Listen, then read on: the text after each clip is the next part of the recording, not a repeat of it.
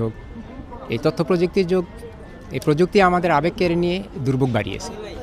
তো এরকম বইমেলা শুধু এই বছরে ২১-তেই নয়, আমি বলবো যে এরকম বইমেলা বছরে প্রত্যেকটা স্কুল কলেজে এবং প্রত্যেকটা জেলা উপজেলা থানা পর্যায়ে প্রতি বছর প্রত্যেকটা উৎসবে যদি আয়োজন করা যায়, তাহলে আমাদের যে প্রজন্ম, যে শিশু কিশোর, এরা বই সম্বন্ধে জানবে, বই পড়বে, বই শিখবে এবং ভদ্রতা, নম্রতা, সভ্যতা এবং আদর্শতা তারা উপলব্ধি করবে। কিন্তু এখন আমাদের বই পড়ার চল উঠেই গেছে, শুধু স্কুলে পাঠ্যপুস্তকের বাইরে এখন কোনো বই পড়াই হয় না। আগে আমরা বই আমাদের সম্বল ছিল, পেপার পত্রিকা আমরা, এগুলি আমাদের সম্বল ছিল বিনোদনের।